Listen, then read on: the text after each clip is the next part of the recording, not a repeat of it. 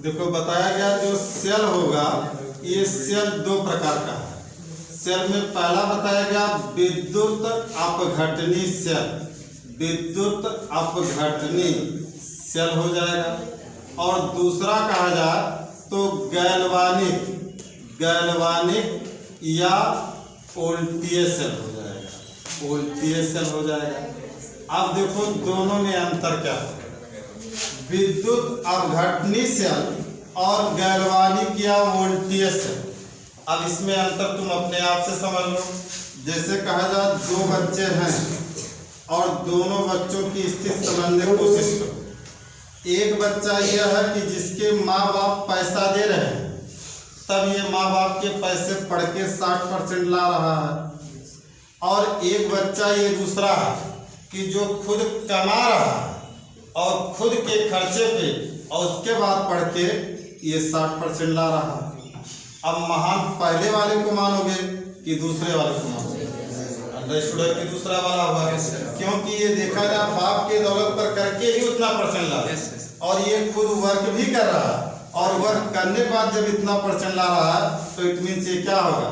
Genius होगा। अब विद्युत अपघटनी सेल में क्या होता है? इसमें हम बाह्य स्रोत से ऊर्जा देते हैं तब इसमें रासायनिक क्रियाएं पूर्ण होती हैं। और गैल्वानिक या वोल्टीय सेल में क्या होता है?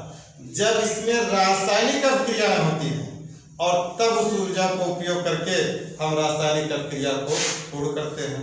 फिर से अंतर समझ लो कि विद्युत अपघटनी सेल में बाह्य स्रोत से हम ऊर्जा देंगे तब उसमें रासायनिक क्रियाएं होंगी। और इसमें देखा जाए तो रासायनिक क्रियाएं पहले होंगी और उसी से ऊर्जा उत्पन्न होता है और उसी से क्रिया हमारी पूर्ण होती है। तो महान तो यही कहलाएगा। तो ये तो शॉर्टकट है विद्युत अपघटनी सेल का उपयोग। हम लोग जैसे देखा जाए सुनार उनार लोग कि किसी आभूषण पर थोड़ा सा एल्युमिनियम की पॉलिश चढ़ानी है, किसी आभूषण पर थोड़ा सा सोने की पॉलिश चढ़ानी है, उन सब के लिए ये लोग विद्युत अपघटनी सेल का प्रयोग करते हैं। मान लेते हैं अभी आगे देखा जाएगा धातुओं का लेपन भी आएगा, शोधन भी आएगा, उसमें क्लियर हो जाएगा। दूसरा हमारा गैल्वानिक या वोल्टीय सेल इंपॉर्टेंट है। इसमें अगर देखें तो देखो इसको बनाने के पहले कुछ चीज जान लेते हैं। कहा जाता है कि जब जयमाल पड़ता है तो लड़कियां जरा बताओ जयमाल पहले लड़का डालता है कि लड़की?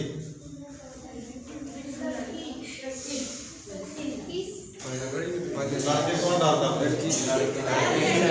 लड़की डालती है। अब पहले देखो उसका कंडीशन है ना कि बस जयमाले डाले के चाहे जो डाल दिया जाए, लेकिन नियमता है अगर देखा जाए तो जयमाल पहले लड़की डालती है और फिर लड़का देखा जाए।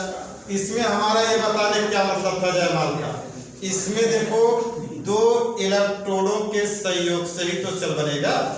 अब दो इलेक्ट्रोड में हमने एक इलेक्ट्रोड यहाँ ले लिया और एक इलेक्ट्रोड यहाँ ले लिया। ध्यान से देखना ये इंपॉर्टेंट है, प्रैक्टिकल में भी इंपॉर्टेंट है। अब दो इलेक्ट्रोड लिया तो इसमें दो धातु भी होंगे। अब बात आएगी कौन एनोड होगा कौन कैथोड। अब अभी तो देखो हम बता दे रहे हैं, लेकिन अभी जब विद्युत रासायनिक श्रेणी बता देंगे तो तुम खुद ही समझ जाओगे कि किसका हम एनोड लेंगे और किसका हम कैथोड लेंगे। अभी मान ले हमको दो क्षण दिया गया, एक क्षण ये मान लेते हैं हमारा है जिंक का और ये दूसरा हमारा हो जाएगा, ये हो जाएगा कॉपर का हो गया। अब विद्युत रासायनिक श्रेणी में जब देखोगे तो जिंक ऊपर आता है और कॉपर नीचे आता है, इसलिए जो श्रेणी में ऊपर आएगा उसका हम एनोड बनाएंगे और एनोड हमेशा हम बाईं ओर रखेंगे और कैथोड हमेशा हम दाईं ओर रखेंगे। अब ऐसे तुम एक्सपेरिमेंट कर रहे हो मेज पर रख रखे, एग्जामिनर आके खाली यही देख लेगा कि तुम्हारा बाईं ओर जिंक वाला है कि कॉपर वाला है, वो समझ जाएगा इतना ही से कि तुम एक्सपेरिमेंट करना जानते हो कि नहीं जानते हो। अब अगर बाईं ओर जिंक वाला तुम्हारी बाईं ओर होगा तो समझ जाएगा सही है और कॉपर वाला दाईं ओर रहेगा। इसीलिए कहा गया कि जयमाल वाला जो बताया गया कि पहले भाई जयमाल पढ़ने में कहा एक मिनट के तो अंतर होता है, लेकिन जो नियमता होता है कि जयमाल पहले लड़की डालती है और फिर लड़का, वही सेम कंडीशन इसमें है। इसमें जो एनोड होगा उसे बाईं ओर रखेंगे और जो कैथोड होगा उसको दाईं ओर रखेंगे।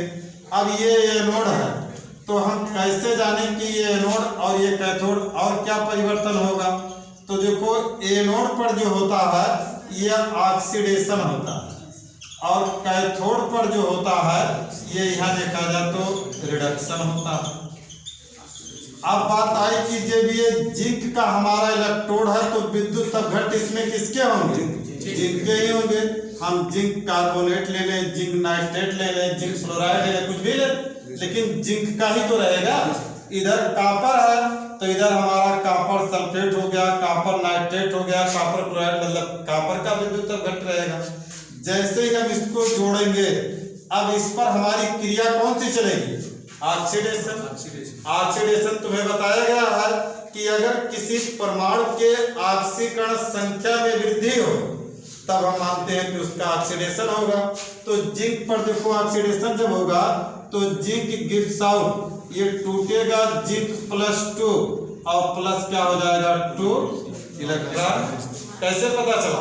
देखो इस जिंक की ऑक्सीकरण संख्या, वीडियो बन चुका है ऑक्सीकरण पे, कि जो मुक्त अवस्था में होता है उसकी ऑक्सीकरण संख्या कितनी होती है? 0 होता है। और यह आयन है, आयन की ऑक्सीकरण संख्या कितनी होती है? उसके ऊपर उपस्थित आवेश के बराबर होता है। तो जब इसके ऊपर +2 आवेश है तो इसकी ऑक्सीकरण संख्या कितनी हो जाएगी? +2 हो गया। तो ये 0 से किस में जा रहा है?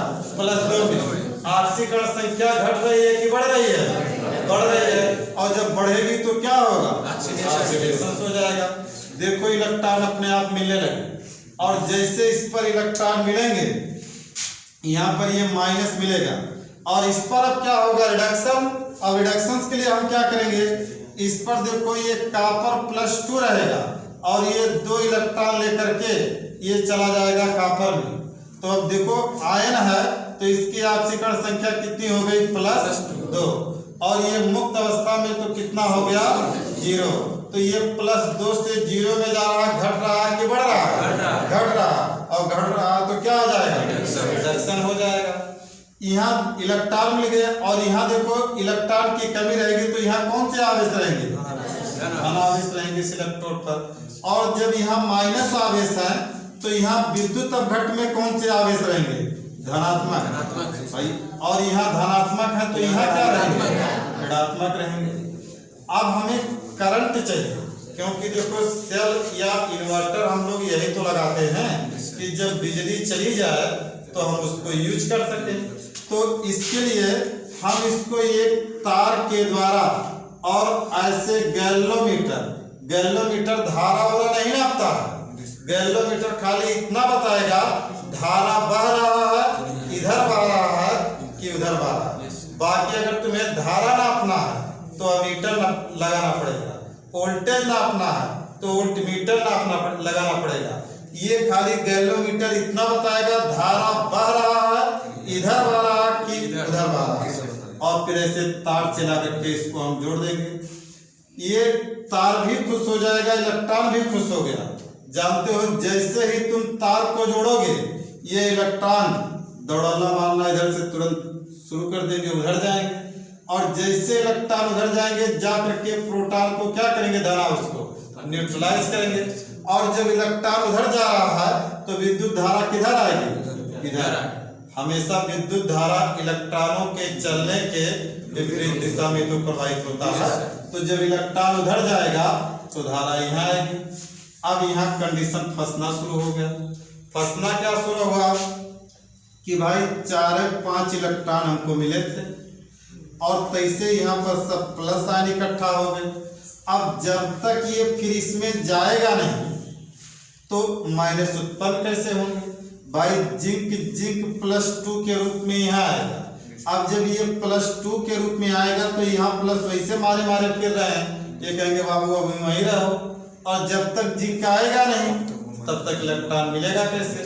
और जब तक इलेक्ट्रॉन मिलेगा नहीं तब तक धारा कैसे मिलेगा? भाई 2, 4, 10, 100, 50 जितने इलेक्ट्रॉन नहीं होंगे उतने देर तक धारा चलेगी। और जैसे इलेक्ट्रॉन का मिलना बंद वैसे धारा बंद। हम लोग भी देखो गलती करते हैं। ट्रेन में जब हम लोग चढ़ते हैं तो जानते हो बोगी तो लंबी लंबी होती ही है। पता क्या चलता है, ट्रेन रुकी नहीं कि हम झोला लेके घुसना शुरू कर देते हैं, उनको उतरने ही नहीं देते। और जब तक वो उतरेंगे नहीं तब तक रास्ता कैसे खाली होगा, जगह कैसे खाली होगा। और अगर पता लगे 1-2 सेकंड का होता है तो ना आधे घुस पाते हैं और ना आधे निकल पाते हैं, सब उसी में लटके रह जाते हैं। वही अगर थोड़ा सा हम 2 मिनट साइड हो जाते तो सब आसानी से उतर जाते और फिर हम आसानी से चढ़ जाते। इसलिए कहने का मतलब यहाँ हो गया कि यहाँ सब प्लस आवेश इकट्ठा हो जाएंगे और यहाँ सब माइनस आवेश, और इस प्लस माइनस आवेश के कारण हमारा क्या डेवलप हो जाएगा, लिक्विड जंक्शन पोटेंशियल डेवलप हो जाएगा, लिक्विड जंक्शन पोटेंशियल। क्योंकि जानते हो ये सब पास रखे हैं, ये थोड़ा कि एक दिल्ली है तो एक दौलताबाद, भाई पास रखा है तो इसमें प्लस है उसमें माइनस है, तो ये लिक्विड जंक्शन पोटेंशियल हो जाएगा। जंक्शन भी तुम्हें बताया गया है कि कुछ स्टेशनों के आगे जंक्शन लिखा होता है। जंक्शन कहाँ लिखा है, जिस स्टेशनों पर आने या जाने के रास्ते एक से अधिक होते हैं उस स्टेशन के आगे जंक्शन। जैसे देखो फरेंदा जंक्शन, क्योंकि न्योतनवा भी जा सकते हो, गोरखपुर भी जा सकते हो, इधर भी जा सकते हो। अब सिद्धार्थनगर जंक्शन थोड़ा है, उसका जंक्शन थोड़ा है। जंक्शन मतलब वही कि जहां आने या जाने के एक से अधिक रास्ते हो उस स्टेशन के आगे देखो junction, Gorakhpur junction, Gaisari junction, Balrampur junction, Gonda junction. Junction उसी स्टेशन के आगे है जहां पर आने या जाने के एक से अधिक रास्ते होते हैं। तो ये डेवलप हो गया लिक्विड जंक्शन पोटेंशियल। चलो सेल तो बना लेकिन अब काम नहीं कर रहा है, तो ना काम करने के लिए हम लोग फिर रास्ता ढूंढते हैं। इसमें क्या डाल देते हैं, साल्ट ब्रिज। अब दोनों में हम लोग लगातार हमें धारा मिलती रहे उसके लिए ऐसे डाल दिया जाता है, साल्ट ब्रिज डाल देते हैं। अब इस साल्ट ब्रिज में होता क्या है, यहाँ बीच में ये होता है अगार, ये होता है एल्गी और प्लस H2SO4 ऐसा कुछ ले लिया जाता है। जैसे देखो कहा जाता है हम लोग पुलिस वालों को फोन करते हैं तो काहे लिए फोन करते हैं, हमें समस्या है। अब अगर कहीं दंगा फसाद हो रहा तो तुरंत पुलिस वाले को जब हम लोग फोन करते हैं तो लोग थोड़े कहेंगे भी 2 घंटा बाद आए। भाई विपत्त स्थिति में जब किया गया है तो पुलिस वाले भी अलर्ट होते हैं। क्या करते हैं कि कोई शर्ट पहनना है, कोई टोपी पहनना है, कोई शर्ट कंधे पर रखा है, जैसे घंटी बजा नहीं कि सब चढ़ के पहुंच जाते। और वहां पहुंचने के बाद इन्हें पूछते हैं काहे लड़ रहे। वहां पहुंचने के बाद तुरंत भन पहले मारना शुरू करेंगे और जब भीड़ इधर उधर हो जाएगी तब पूछेंगे अब बताओ समस्या क्या। ये थोड़ा ना पहले हाल चाल है तब तक नहीं पीट। तो वही कंडीशन यहाँ साल्ट ब्रिज का भी होगा। साल्ट ब्रिज जान रहा कि हमको तुम यूज क्यों कर रहे हो, क्योंकि यहाँ धनायन इकट्ठा होंगे और एक तरफ रेडायन इकट्ठा होंगे, तभी तुम हमें इस्तेमाल कर रहे हो। और तुरंत ला करके इसको हम लोग इसमें डालेंगे। जैसे इसको डालेंगे पता लगेगा इधर धनायन है तो इसमें तुरंत ये रेडायन आना शुरू कर देंगे, और उधर रेडायन है तो इधर तुरंत धनायन जाना शुरू कर देंगे और तुरंत ये आयन अपने आप हट जाएंगे। जैसे ये धनायन रेडायन हटेंगे फिर धातु आना शुरू कर देगा, फिर इलेक्ट्रॉन मिलना शुरू हो जाएगा और फिर धारा प्रवाह चलनी शुरू हो जाएगी। फिर देखो अब 2 कंडीशन और हो जाता है, पूछा जाता है कि यदि हम लोग साल्ट ब्रिज को निकाल दें तो क्या होगा। साल्ट ब्रिज का काम क्या होता है, परिपथ में लगातार धारा के मान को बनाए रखना, ये काम होता है साल्ट ब्रिज को। जैसे कहा जाता है प्रशासन क्या करती है, पुलिस मेला है बाजार है, अगर वहाँ पुलिस खड़ी है तो लोग अपने मने शांत रहते हैं। और अब ये जान जाए यहाँ प्रशासनिक व्यवस्था नहीं है तो पता लगेगा सब उपद्रव करना शुरू कर देते हैं। वैसे साल्ट ब्रिज अगर तुम निकाल दोगे तो पता लगेगा फिर लिक्विड जंक्शन पोटेंशियल बढ़ जाएगा। और अगर साल्ट ब्रिज पड़ा रहेगा तो या तो लिक्विड जंक्शन पोटेंशियल कम हो और या तो खत्म हो जाएगा। और जब तक साल्ट ब्रिज रहेगा तब तक देखा जाए इस परिपथ में ये लगातार धारा प्रवाहित होती रहेगी। इसलिए साल्ट ब्रिज हम निकालेंगे नहीं। अगर हमें सेल से लगातार धारा लेनी है तो ये साल्ट ब्रिज इसी में पड़ा रहेगा और लगातार अभिक्रिया चलती रहेगी, इलेक्ट्रॉन मिलते रहेंगे और धारा का प्रवाह चलता रहेगा।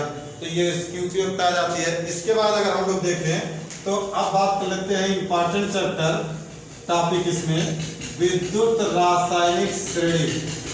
लेकिन बाबू सबसे कठिन बात कि इसमें तुम्हें विद्युत रासायनिक श्रेणी को याद करना है,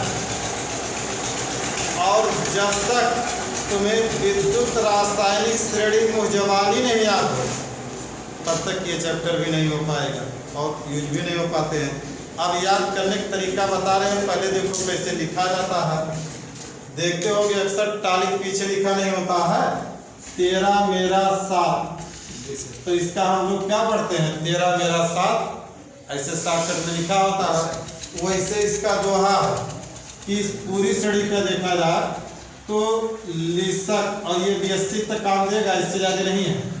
लिसक, बा, सर, का, ना, मग, अल, मन, जन, कर, फी, कड, को, नी, सन, पब, हाइड्रोजन, बी, एस्को, आइटो, हग, अग, पट, बर, Br2 ऑब्लिक Br माइनस बर, करो, Cr2O7 ऑब्लिक Cr+2 करो, कल Cl2 ऑब्लिक Cl माइनस कल, आऊं Au ऑब्लिक Au+3 आऊं, पबो PbO2 ऑब्लिक Pb+2 पबो, मनो MnO4 ऑब्लिक Mn+2 मनो, O OH minus oblique O2 NO, NO3 oblique NO2 NO, हसो HSO4 माइनस ऑब्लिक H2OH हसो सो SO4 ऑब्लिक H2OH और F ऑब्लिक F माइनस। अब देखो वही दोहा अगर याद रहे, दोहा भी लिख दे रहे हैं कि लिस्क, बा, सर, काना, मग, अल, मन, जन, कर, फी, कड, को, नी, सन, पब, हाइड्रोजन, बीएसको, आइटो,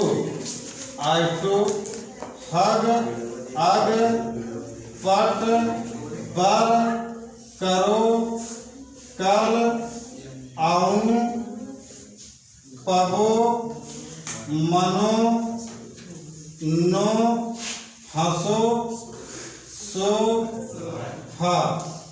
ये देखा जाए तो हमारा दोहा बन जाता है धीरे धीरे। अब इतने तत्व को लिखना दिमाग का है, खोपड़ी मतलब कंप्यूटर तो है नहीं।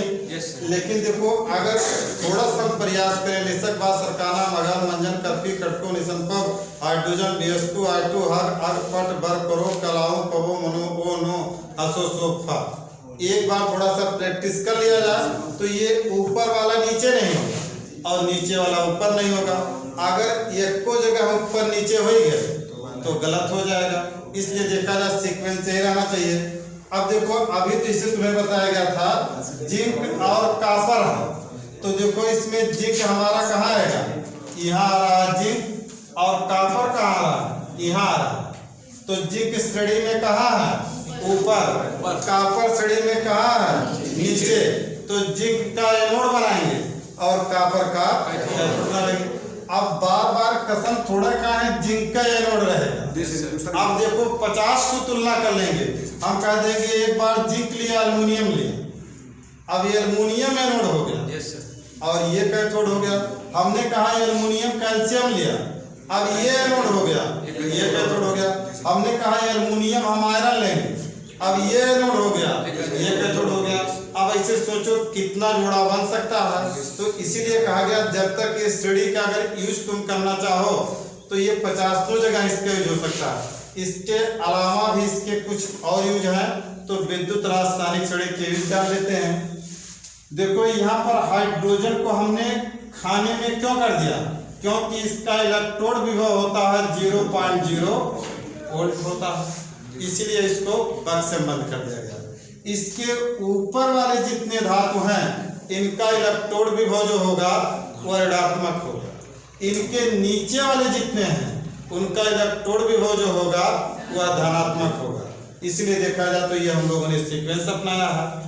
दूसरा, अगर हम ऊपर वाले तत्व की बात करें तो इसका स्टैंडर्ड ऑक्सीडेशन इलेक्ट्रोड पोटेंशियल अधिक होगा, मतलब कि इसका ऑक्सीडेशन जल्दी हो जाएगा, यह जल्दी लोगों से जुड़ेगा, और जो जल्दी लोगों से जुड़ेगा वह टूटेगा भी। तो जैसे कहा जाए तुम दुई बात क्यों किस नहीं, तुमने दोस्ती बना लिया, उनको मित्र बना लिया, अब उस आदमी का बिहेवियर कैसा है, हाव भाव क्या है, बिना जाने दुई बात है नहीं, दोस्त हो गए। तो अब उनमें धोखा भी ज्यादा मिलेगा, और जिनके गिने चुने एक दो ही रहेंगे तो भाई वो जान परख के बनाएगा, तो उसके दोस्त अंडरस्टूड है कम ही रहेंगे और धोखा मिलने के चांसेस भी कम ही रहेंगे। तो इसका SOEP ज्यादा होता है, स्टैंडर्ड ऑक्सीडेशन इलेक्ट्रोड पोटेंशियल ज्यादा होगा। और जैसे जैसे तुम श्रेणी में नीचे आओगे SOEP घटता जाएगा। और जो नीचे वाला तत्व है इसका देखा जाए तो SREP ज्यादा होगा, क्या स्टैंडर्ड रिडक्शन इलेक्ट्रोड पोटेंशियल ज्यादा होगा। और जैसे जैसे ऊपर जाओगे SREP का मान घटता जाएगा। दूसरी चीज है कि ऊपर वाले तत्व का हम एनोड बनाएंगे और नीचे वाले तत्व का हम कैथोड बनाएंगे। अगली चीज देखा जाए, हाइड्रोजन के ऊपर ये जितने भी धातु हैं इनको किसी भी अम्ल से क्रिया करा दो, चाहे प्रबल अम्ल हो चाहे दुर्बल अम्ल हो, किसी भी अम्ल से क्रिया करा दो, पक्का है कि यह हाइड्रोजन गैस देंगे ही देंगे। लेकिन अगर हाइड्रोजन के नीचे वाले धातुओं को अगर किसी अम्ल से क्रिया करा दो, पक्का है हाइड्रोजन गैस तो नहीं देंगे, बाकी चाहे जो दे दें, ये एकदम क्लियर होता है कि यह हाइड्रोजन गैस नहीं देंगे। दूसरी बात अगर देखा जाए तो ऊपर वाला धातु नीचे वाले धातु को उसके यौगिक से विस्थापित कर देगा, लेकिन जो नीचे वाला धातु है ये ऊपर वाले धातु को उसके यौगिक से विस्थापित नहीं कर पाएगा।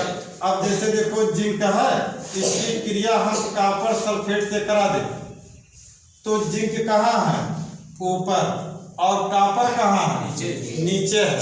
तो जिंक क्या करेगा, कॉपर को धक्का मार के भगा देगा और खुद बैठ जाएगा जिंक सल्फेट, और कॉपर वहां दांत से आगे खड़ा रह जाएंगे, वैसे भाई उसको धकेल के बाहर कर देगा क्योंकि ये ताकतवर है। और यही क्रिया अभी अगर हम कॉपर का जिंक सल्फेट से कराएं तो ये नो रिएक्शन, ये नहीं होता है।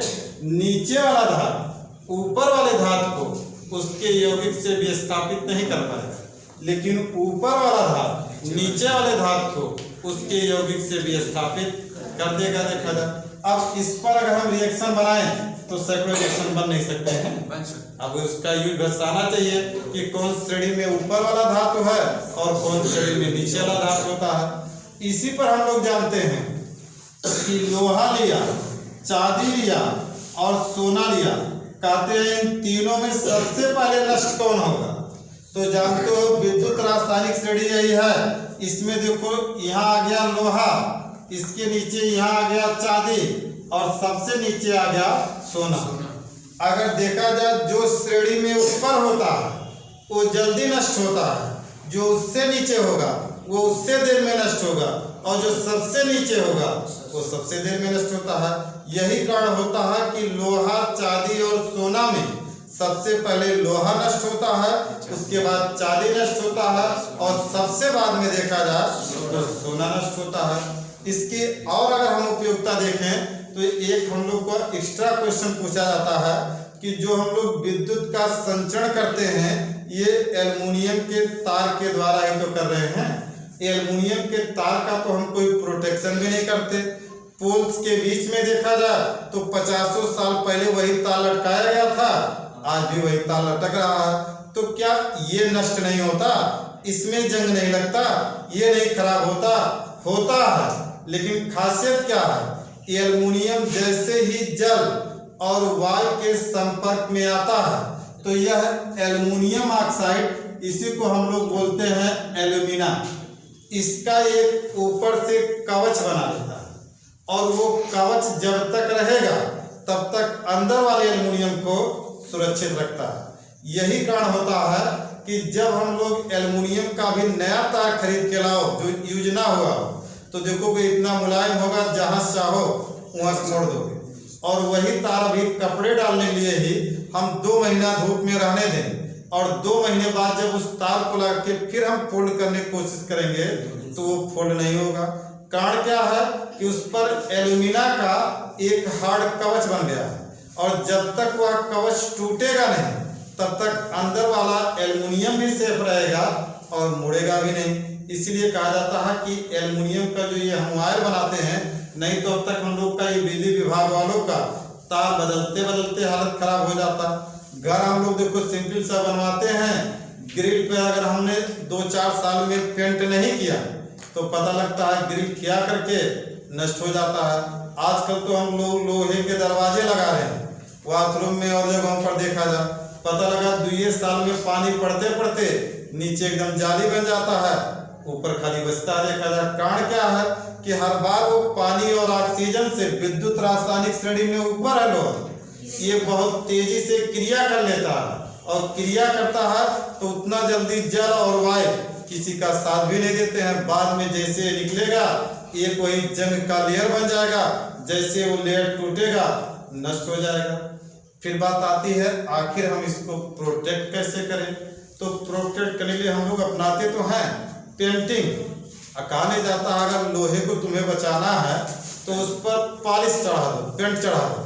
और पेंट चढ़ा दोगे तो पता क्या चलेगा, पहले पेंट नष्ट होगा फिर लोहा नष्ट होगा। और अगर हर साल तुम उस पर पेंट कराते रहो तो पता लगेगा वो लोहा नष्ट नहीं होगा, हर साल वही जो पेंट लगाए रहोगे वही नष्ट हो जाएगा। फिर कभी पेंट खरीदने जाओ तो देखोगे जो सिल्वरी कलर वाला पेंट सफेद वाला होता है वो महंगा मिलता है और बाकी कलर का पेंट लोगे थोड़ा सस्ता मिलेगा। कारण क्या है कि विद्युत रासायनिक श्रेणी में चांदी वाला सफेद वाला ये कहाँ रहा, नीचे।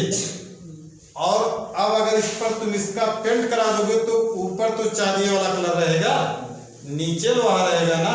तो पहले जब नष्ट होने की बात आएगी तो पहले नष्ट कौन होगा, चांदी नष्ट होगा और सबसे बाद में तब देखा जाएगा लोहा।